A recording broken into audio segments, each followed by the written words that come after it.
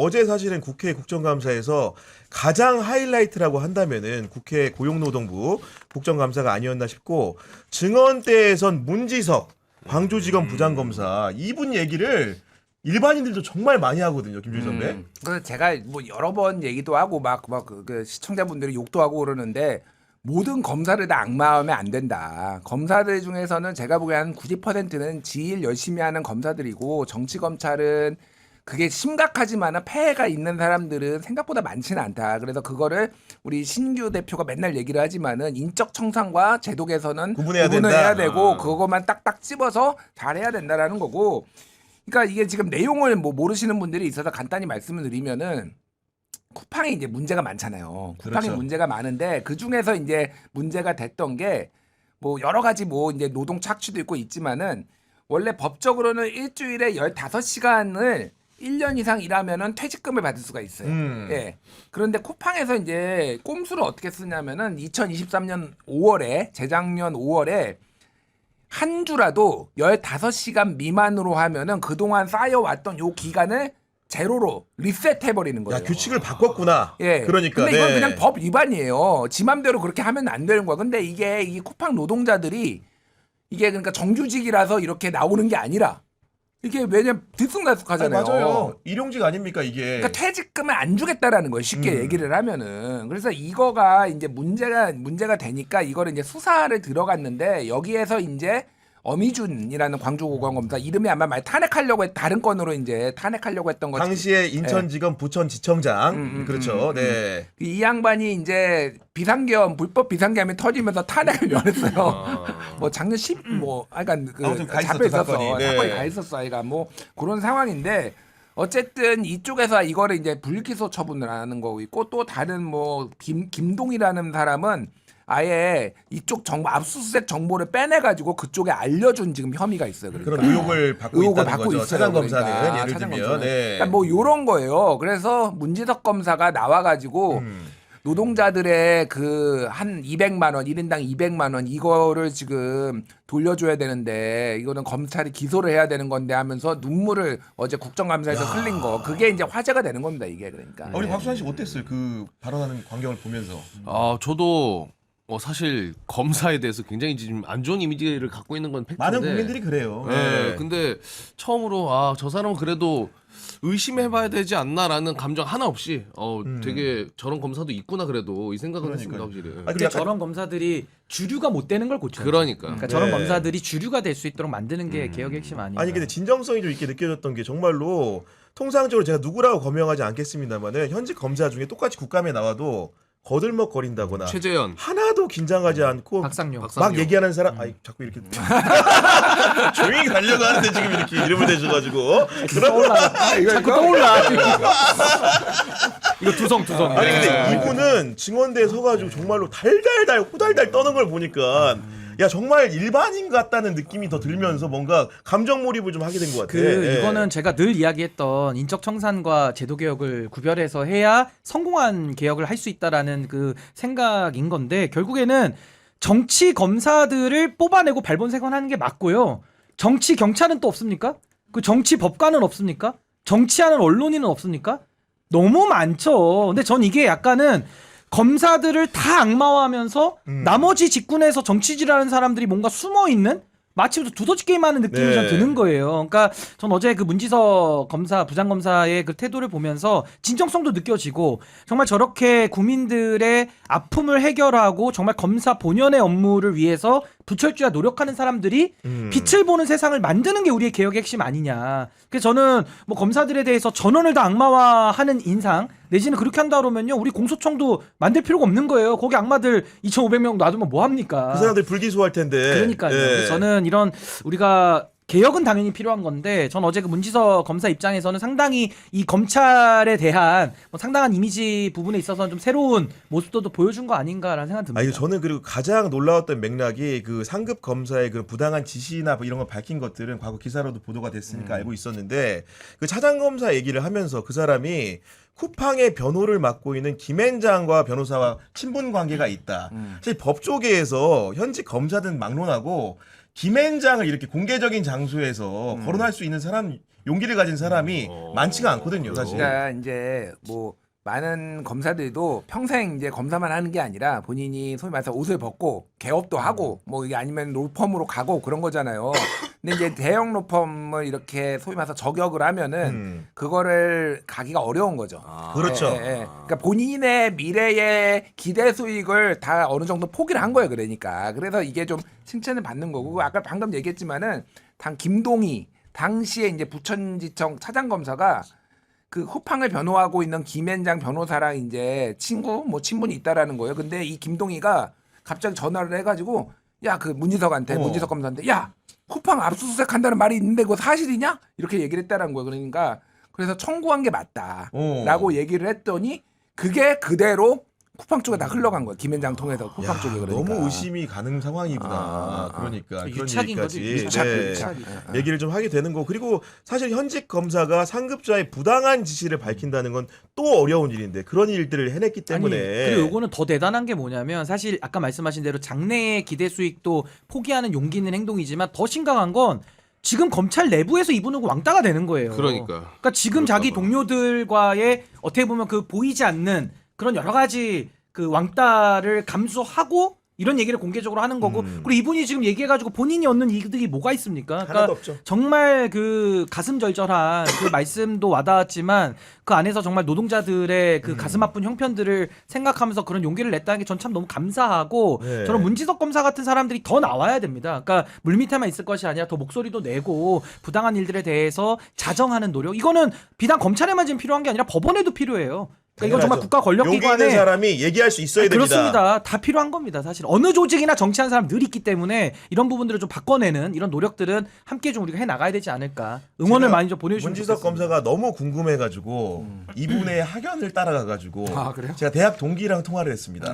아, 문지석 검사의 이제 대학 동기? 예, 제주 출신이시고 서울대 언론정보학과 97학번인데 재수 97이래요. 그래가지고 97학번 동기인 분하고 이제 통화를 하면서 이분이 학창 시절에 어떤 분이었는지 제가 궁금해서 물어봤더니 이렇게 말을 합니다. 그 서울대 학생들이 자주 술 먹으러 가는 거리를 녹두거리라고 부르는데 맞아요. 거기 한마당이라는 그 쉽게 단체 인원이 수용 가능한 술집이 있어요. 그러니까 아무래도 뭐 집회 같은 게 끝나고 나면은 모여가지고 한잔하고 이런 데인데 이 자기가 그 동기 문지석을 봤던 가장 인상적인 장면이 그 한마당이라는 술집에서 일어나가지고 뒤풀이 때 그 상록수 그 민중가 한때 네. 민중가요였던 그 상록수를 이렇게 열창을 했대요. 근데 그게 이제 많은 분들 아시겠지만 노무현 전 대통령이 대선 기간에도 불렀고 여러 가지 기회가 있을 때마다 불렀던 노래 아닙니까? 맞아요. 상록수를 부르던 문지석이 생각난다 이런 얘기를 했고 이분이 이제 대학 때 이제 학회 활동을 뭘 했냐 물어봤어요. 왜냐면 이제 또 학과에도 학회가 있기 때문에 학회 이름이 클리나멘. 이게 뭔지 모르시죠? 클리나멘. 클리나멘. 아시는 것 같은데 지금 아니, 아니, 보니까 몰라. 몰라요? 예, 아. 공부를 좀 하신 것 같아가지고 제가 보니까 뭐냐면은 프랑스의 철학자 알티세르라는 사람이 있는데 이분이 구조주의 철학자인데 이분이 그 마르크스주의를 재해석하는 과정에서 이런 그 발견해낸 개념 같은 거예요. 철학적 용어. 근데 그 이름을 따서 운영된 학회 클리나멘이라는 학회인 건데 제가 클리나멘 학회가 뭐냐고 이제 쉽게 얘기해서 그 학과에 있는 그 다른 사람에게 물어봤더니 저한테 돌아온 답이 뭔 줄 압니까? 인고 성향의 학회 활동이라고 말을 하는 거고 검사가 된 다음에 얘기를 들어봤더니 박근혜 최순실 특검에 파견을 나갔습니다. 그 막내 검사로 활동을 했고 사실은 그래서 많은 사람들이 이분을 윤석열 사단 중에 하나로 생각을 했었대요 과거에는. 이렇게 통으로 묶는. 왜냐하면 거기 있으니까. 특검에 파견 나갈 정도면 어느 정도 신뢰를 받은 게 아니냐 그런 거였는데 어쨌든간에 본인의 이런 그 부름으로 외침으로 스스로의 존재 증명을 한 것이고 어제도 이제 그 언론정보학과 동기들 단체 채팅방이 있대요. 거기서 이제 동기들의 축하 글들이 많이 올라왔고 본인도 감사 의사를 표시했다는 제가 취재 결과를 말씀드립니다. 그러니까 용기를 네. 낸 부분에 그렇죠. 대해서. 그렇죠, 네. 근데 뭐 사실 이번에 국감에서 나온 그 증언 자체가 무슨 본인이 개인적으로 가지고 있는 정치적 뭐 어떤 의견이나 이런 게 아니에요. 전혀 아니에요. 다른 문제니까 이거는. 네. 그러니까요. 그런 게 있기 때문에 앞으로 아까 말했지만은 법원에서도 이런 검사가 나왔듯이 그런 판사가 좀 있었으면 좋겠어요. 분명히 대법원 조희대 대법원에서 있었던 여러 가지 일들을 곁에서 보고 불이라고 생각한 사람이 한 명도 없었겠습니까? 그 제가 이거 그러니까 이미 법원에서도 법원 노조를 비롯해서 많은 법관들이 실명으로 용기를 냈죠 이미. 그러니까 보통 우리가 의로운 일을 할 때 혼자서 처음 하기가 제일 어렵고요. 하다 보면 옆에 따라하는 사람이 한 명 있으면 그때부터는 2명이 4명 되고 그렇죠. 4명이 8명 되는 거거든요. 그러니까 전 이미 법원도 상당 부분 문제의식을 전 갖고 있다고 보기 때문에 우리 국민적 여론만 조금만 전 뒷받침되면 너무 상식적인 일 아닙니까? 그러니까 여기에 대해서는 저는 뭐 너무 이렇게 정파적으로 접근할 것도 없고 옳은 건 옳은 거고 아닌 건 아닌 걸로만 우리가 접근을 맞아요. 하면 좋겠고 전 네. 그게 양심 있는 판사들도 꽤 많다고 보는데 용기를 좀 내시라. 전 그런 말씀을 드리고 싶습니다. 그 마지막으로는 김건희 씨 얘기를 안 할 수가 없는데 물론 매번 새로운 의혹입니다. 보니까 이번에 또 이제 도이치모터스 주가 조작 의혹 재판에서 김건희 씨가 미래에셋 증권사 직원한테 내가 40%를 주기로 했다. 쉽게 얘기해가지고 주가 조작 세력과 뭔가 공모한 듯한 정황들이 녹음으로도 이제 공개가 됐죠. 보셨습니까? 네. 아니, 저는 봤는데 네. 이번에 기사를 보면서 그냥 눈에 들어오는 거는 이제 늘상 있는 얘기니까 뭐 감각은 좀 떨어지면서도 왜 이번에는 반띵이 아니라 또 40%만 주지? 그런 생각도 살짝 들었고. 반띵은 김영선 거 아니에요? 아니 그러니까 근데 40%로 이번에 숫자가 좀 바뀌어서 원래 반띵이거든요. 반반인데 그래서 그거 하나가 있었고 또 하나는 지금 이 주가 조작 관련된 수사 사안은 저는 좀 답답한 게 이제 김건희 특검에서 하고 있잖아요. 핵심은 주가 조작의 내용을 밝혀서 처벌하는 건 당연한 거고 그 주가 조작 범죄를 지난 15년 동안 덮어왔던 수사 주체들 그 직무유기와 특수직무유기에 대해서 그 수사를 왜 안 하냐? 아니 그거 하라고 특검하는 거잖아요. 안 그러면 앞에 특자를 왜 붙입니까? 네. 특별 검사인데 그 검사 조직에 대해서 수사를 하라고 독립적으로 그 특검 만들었는데 별로 소식이 안 들려요. 아니 그때 검찰이 뭐라 그랬습니까? 김건희가 주식을 잘 모른대요. 그 주가 조작 범죄가 안 된다는 거예요. 마치 어제 그 박정호 판사가 뭐 잘 위법성의 인식이 없어가지고 여기도 이제 몰라가지고 뭐 빠진다 그렇지. 이런 식의 지금 박사가 잘 모르는 사람이라. 개변이잖아요. 개변. 네. 내란인지 몰랐다.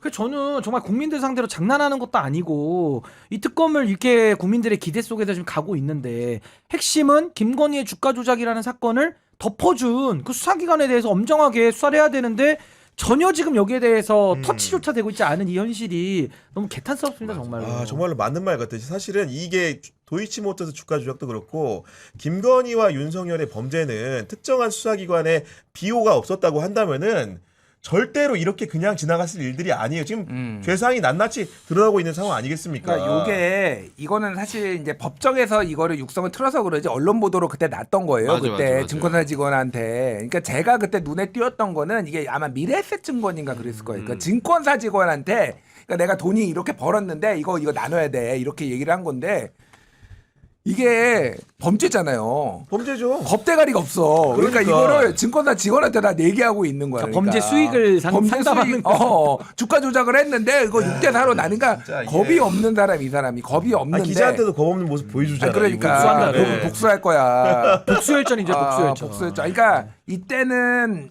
이제 요때는 아마 결혼하기는 전이었을 거예요. 윤석열이랑 결혼하기는 전이었는데 네. 아마 사귀고 있을 때인가 제가 연애. 알기로는 그때도 연애. 이런 배포가 있었구나. 그러니까 결혼하기 전부터. 그러니까 예. 결혼하기 전부터도 원래 깡도 좋지만은 이것도 역시 윤석열 그러니까 왜냐면은 김건희가 아시다시피 그 전부터 검사들하고 사귀었잖아요. 여러 명하고. 그러니까 그거 뒷배를 믿고 계속 그냥 겁대가리 없이 다 얘기하고 다닌 거니까 이게. 아니 그리고 김건희의 워딩은 늘 특이하게 눈에 그 귀에 거슬리는 것들이 좀 많은데 어제도 저는 이제 그 본질에 관련된 내용 말고 이제 쉽게 주가 조작 세력을 일당을 뭔가 칭하는다는 표현 중에 하나가 뭐냐면은 저쪽 사이버 쪽 하는 사람들이라는 표현을 쓰는데 저는 주가 조작하는 사람들 사이버 쪽 하는 사람들이 이게 무슨 얘기입니까 도대체 이게 지금? 아이가 저는 정말 김건희의 워딩에 대해서 그때 뭐 보 아닌가요? 그것도 보 아니라고 쓰기도 하고 뭐 용어의 창조적인 사람이니까 유지. 유지도 있고. 근데 저는 뭐 지난번에 그 뭐죠 YTN 그 녹취 그것도 들어보면은 뭐 기자님도 한번 파볼까 막 이러잖아요. 그러니까 워딩 자체가 너무 좀 저렴한 그렇지. 워딩을 쓰고 좀 수준 이하예요. 그러니까 사이버 수준 쪽 이하. 뭐죠? 어디서 나온 얘기 사이버 쪽? 아직도 그냥 메가패스 쓰고 있는 거예요. 사이버. 막 이러면서. 그 발음은 제대로 원래 그걸 시버라고 발음을 하는 경우도 있는데 기본 사이버, 시버로다가. 예, 예. 사이버라는 거는 발음은 맞습니다. 사이버가. 아니 정말 김건희 어록이 필요하다고 생각을 하는데 왜냐면 우리가 다시 한번 상기시키려면은 시켜드리면 보수는 돈을 주니까 미투가 안 터진다 이런 발언부터 적은 내부의 원래 우리는 좌파였는데 조국 때문에 입장을 바꿨다. 좌파라는 개념을 잘 아는지 모르겠어요. 일단 몰라. 네, 저같이 아무것도 아닌 사람이 국민 여러분께 심려를 끼쳐서 죄송하다. 나도 복수해야지 안 되겠네. 정말로 너무 주옥 같아가지고 어록집을 하나 내드려야 됩니다 지금. 가장 마지막에 최근 제가 이제 다른 방송에서 이거 복수삼부작이라고 얘기해요. 박찬욱의 복수삼부작에 버금가는 김건희의 김건희의. 복수삼부작이다. 그때 이제 이명수 기자랑 통화 방송하면서 네. 내가 권력 잡으면은 그쪽 이제 서울의 소리 너 그쪽은 가만 안 될 거야 웃으면서 얘기했는데 이명수한테 얘기한 거 그게 2021년 11월 15일이에요. 그리고 한 달 뒤 YTN 기자가 12월 13일이거든요. 그때 그러네. 얘기했던 게 이제 복수할 거야. 그리고 YTN 민영화 해가지고 유진한테 넘겨버렸어. 가장 최근에 있었던 게 그 주진우 시사인 편집위원이 공개한 거 있잖아요. 조선일보 패간에 목숨 걸었어. 맞아. 그러니까 비상계엄에 성공했으면은 조선일보 패간시킬 수도 있어. 복수 3부작. 화가 많다 아, 진짜로. 그리고 김건희가 네. 회유도 잘해요. 근데 명수 씨 뭐 1억 줄 테니까 넘어와 막 이러잖아요. 그렇지. 안 되면 돈으로 회유도 하고 6대4. 아니면 6대4. 그냥 복수하고 6대4 그러니까, 보통은 네. 반반인데 요건 또 40%고 이게 진짜 정말 파면 팔수록 진짜 21년 11월이면 명태균한테 여론조사 곧 좀 받고 있을 때 받고 있을 때. 그러니까 확신이 그거는 있는 파트가 거네. 달라. 그거 받아보니까 네. 공천 조작 파트랑 요거 달라요 파트가. 그러니 조작 확신이 파트랑. 있네. 알겠습니다.